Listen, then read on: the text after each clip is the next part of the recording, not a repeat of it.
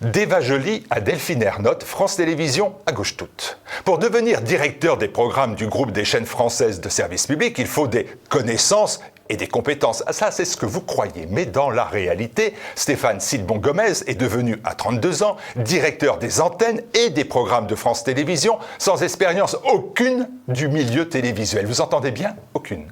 Sans expérience ne veut pas dire sans compétence. Ainsi, il a été le principal collaborateur de Cécile Duflot, et il est le parrain de sa fille. Il a été directeur du cabinet du groupe des Verts à la région Île-de-France et a dirigé la campagne présidentielle de l'extrémiste Eva Joly. Le bras droit de Delphine Ernotte est donc estampillé extrémiste de gauche et défenseur de l'écologie radicale. Il avait donc toute sa place pour devenir le garant de la neutralité et du pluralisme du service public de nos impôts.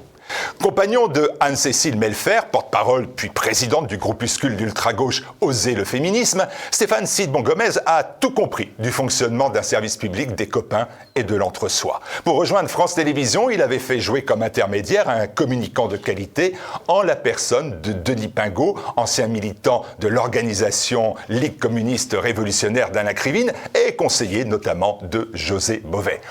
En interne, beaucoup considèrent que le directeur des programmes a commis de nombreuses erreurs qui pourraient coûter cher au service public. C'est nier les qualités du personnage qu'il tient de son grand-père, Guy Sidbon, journaliste communiste et écrivain. Papy était surtout un excellent homme d'affaires qui avait mis sa famille à l'abri du besoin en faisant fortune avec les sites du Minitel Borno.